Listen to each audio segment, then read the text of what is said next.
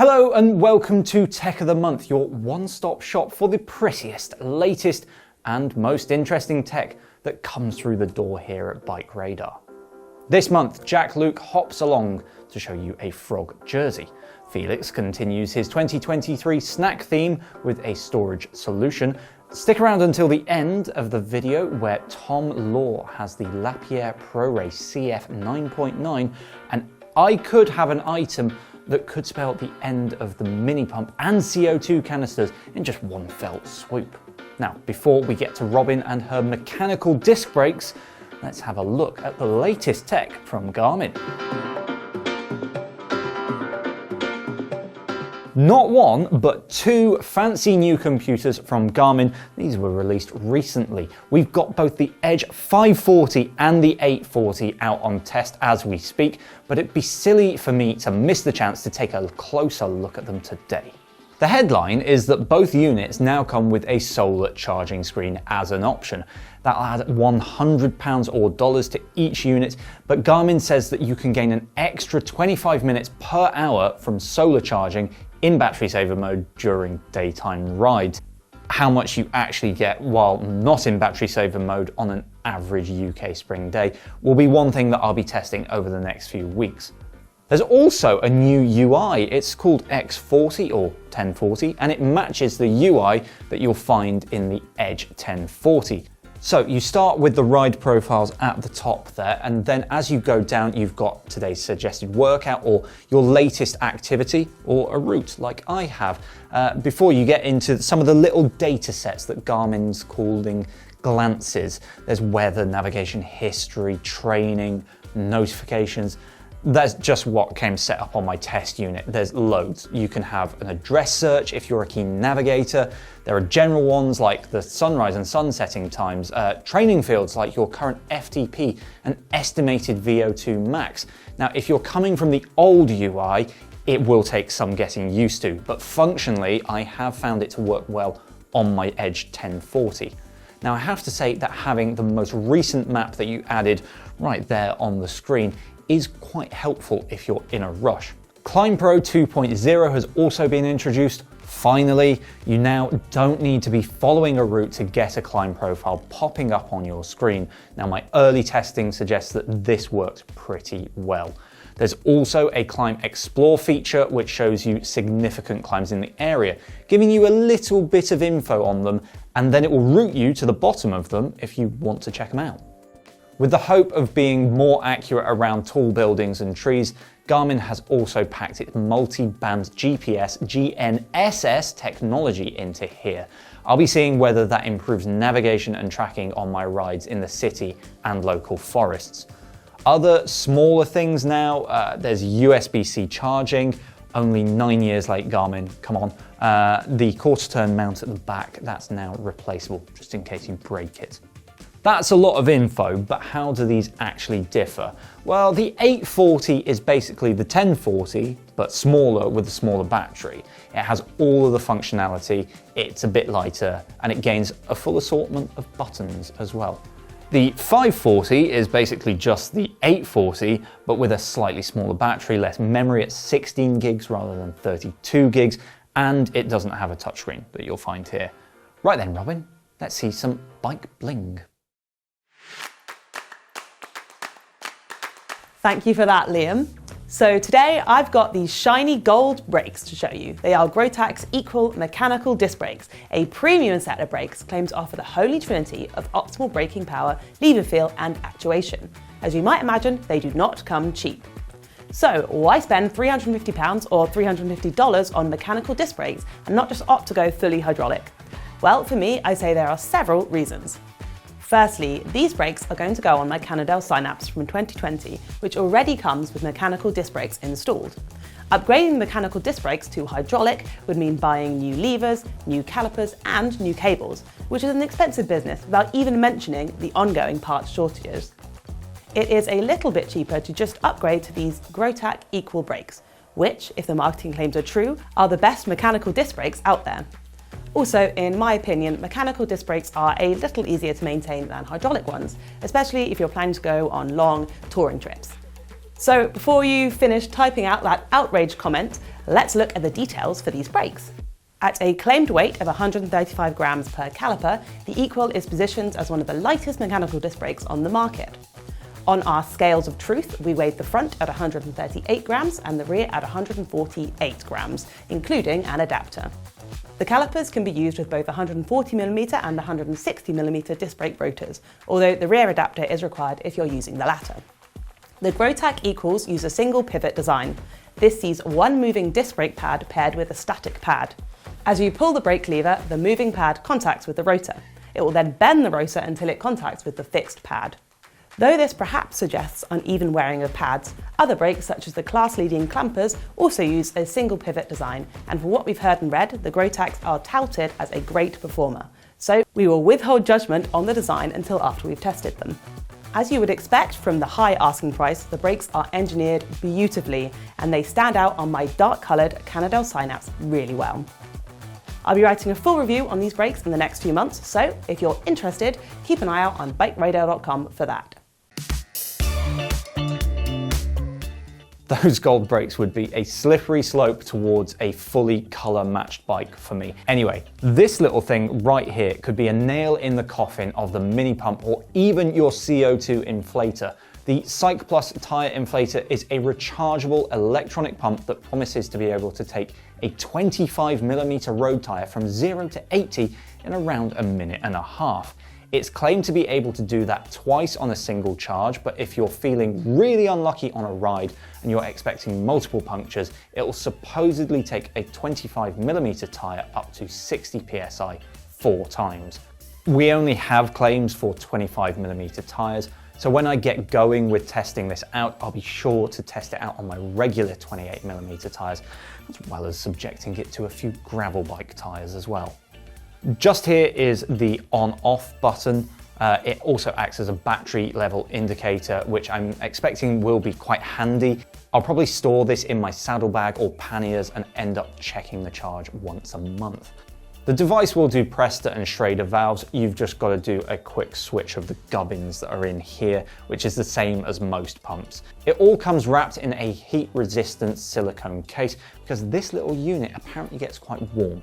Right, shall we do some weight and size comparisons? This is my frame pump. This lives on my Kinesis 4-season disc commuter and winter bike. I leave it on there purely to make getting back up to a proper pressure nice and easy. It is quite big. It's about 230 grams. Yeah, far bigger. So a win for the cube there, I would say. And then this is one that I nicked off of Simon. This is his mini pump. It also lives on his commuter. Kind of the same size. Probably both as easy to get into a jersey pocket. Easier to get this one into a saddlebag, I would say. This one can clip to a bike. But this one has a bit of a benefit. 100 PSI this one can get to, whereas this, I mean, I've seen Simon's arms, he's not getting this anywhere past 65 PSI. Well, I'll have to wait for my testing to be finished, but it's looking rather good for the Cyplus. In his roundup of his favourite gear of 2022, Felix Smith shared with you his Ali Kenya jersey. This all-over print jazzy jersey is one of his most beloved possessions, and many of you complimented him for it in the comments. Well, my ego is very big and very fragile, and I was truly heartbroken to see Felix momentarily take the top spot as the most fashionable member of the BikeRadar team. I couldn't handle it any longer, so I went a-hunting and found this froggy fresh number, which I think we can all agree is even better than the Ali Kenya jersey. Now, this particular jersey is from Australian brand Attaquer and was produced in collaboration with a Lithuanian artist. Now, in the words of the brand, the jersey is playful, psychedelic, character-driven illustrative work that explores identity, spirituality, body image and relationships with an unwavering, inclusive energy. Now, that may be well and good, but truthfully, I was just attracted by those froggy characters. With the warmer months now here, you can be assured I will be seen in nothing except this wonderful jersey for the summer ahead. I really like these all-over print jerseys, and I think they could even be a bit of a fashion trend in cycling in 2023. Do you agree with me? Do you have any other similar jerseys that you absolutely love? Leave your thoughts in the comments. Today I've got Tailfin's latest top tube bag. But before you ask, is this Tech of the Month worthy? Well, let me tell you, I've never seen so much effort that's been put into the design of what is basically a fancy way to carry more snacks on your rides. There's almost too much to cover, but let me start with one thing I really like about it. Up until now, one thing which has always annoyed me when using top tube bags is, once I've taken out my snack of choice, using the zipper puller bends the bag, making it impossible to do it up with one hand.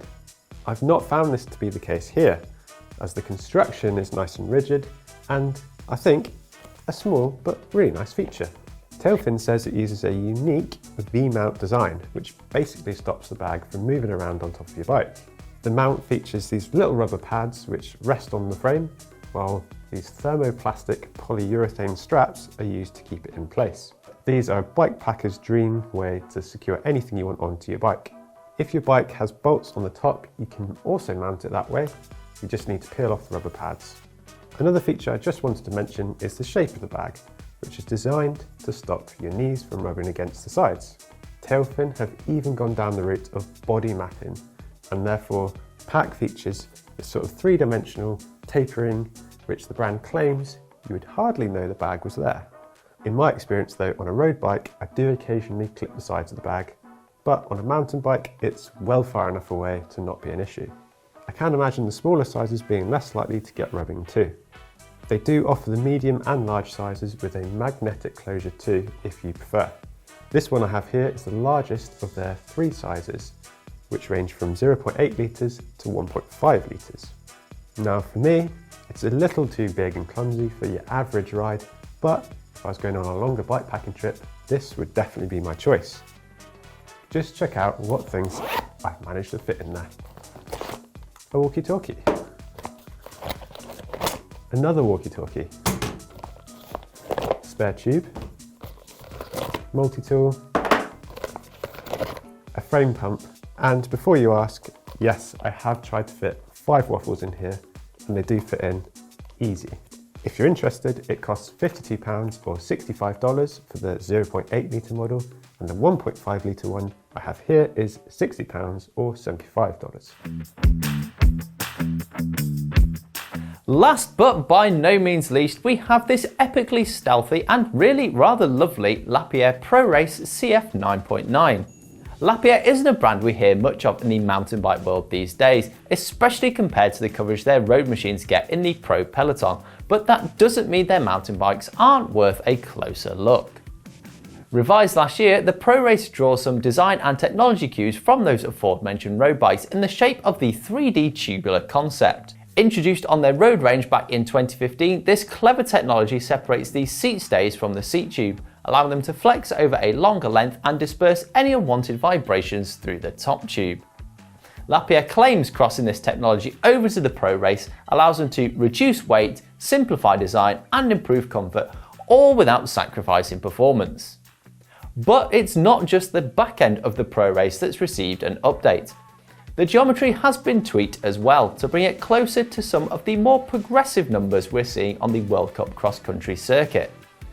With a reach of 455mm and a 68-degree head angle on this size large, it's not exactly as slacked out as the new Scott Scale or Cannondale Scalpel hardtail though. The 74-degree seat tube angle isn't particularly radical either, but the super short 420mm chainstays are an intriguing choice. At the end of those short chainstays is SRAM's UDH derailleur hanger, so while the bike isn't specified with it, you can easily install SRAM's new Eagle transmissions should you desire.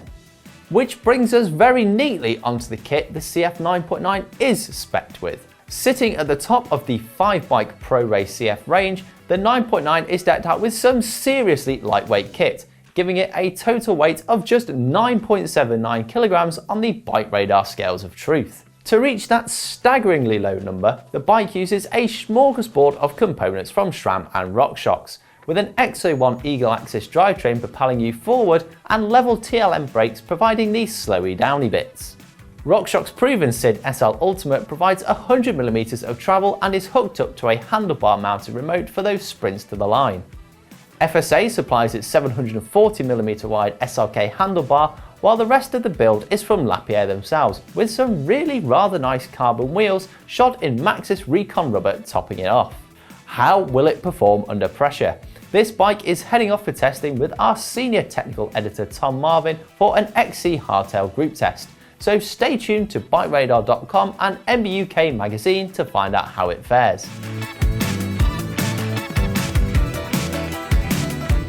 So what was your favourite choice of this month's episode? Was it Jack's eclectic jersey, Robyn's gold standard disc brakes, or Liam's replacement pump? Let us know what you think in the comments and be sure to subscribe so you don't miss out on any uploads.